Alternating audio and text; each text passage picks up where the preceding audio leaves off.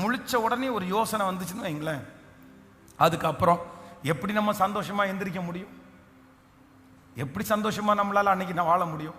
அதனால கண்ணை திறந்தேன்னா அடுத்த நிமிஷத்துல என்ன பண்ணுவேன்னா பெட்டை விட்டு நான் எந்திரிப்பேன்.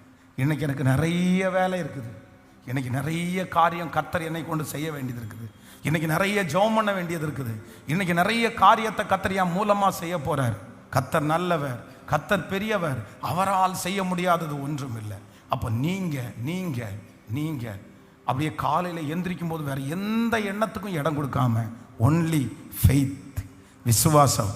என்ன அப்படின்னா, எனக்கு முன்பாக இருக்கிறவர் பெரியவர், எனக்கு முன்பாக இருக்கிறவர் பெரியவர்.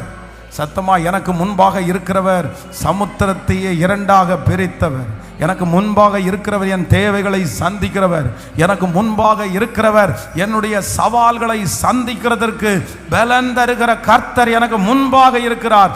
காலையிலே அவருடைய சாயலால் நான் திருப்தியாவேன், சாயலால் திருப்தியாவேன். பாஸ்டர், இந்த சூழ்நிலையெல்லாம் நீங்க சொல்றதுக்கு கேட்டா நல்லா தான் இருக்குது, ஆனா சூழ்நிலை எனக்கு சரியே இல்லை பாஸ்டர். காலையில எந்திரிச்ச உடனே டென்ஷன் படுத்துறது மாதிரி ஏதோ ஒன்று நடந்துருது. ஆனா நீங்க என்ன, நடக்கத்தான் செய்யும், நடந்தாலும் அது உங்களை எந்த விதத்திலையும் வந்து பாதிக்கவே கூடாது. அதன் மத்தியில ஆண்டவருடைய பிள்ளை என்கிறவர் சூழ்நிலையை மாற்றினதற்கு பிறகு சாட்சியாய் நிற்கிறவர்கள் ஆண்டவருடைய பிள்ளைகள் அல்ல.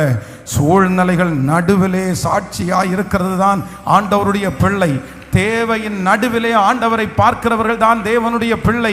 பிரச்சனையின் நடுவிலையும் கர்த்தருக்காக நிற்கிறவர்கள் தான் ஆண்டவருடைய பிள்ளைகள். அவர்களைத்தான் ஆண்டவர் கிருபையாய் அழைக்கிறார். உங்களுக்கு அத்தனை பேருக்கும் அந்த பலத்தை கர்த்தர் கிருபையாய் கர்த்தர் தருவார். ஆமென். அந்த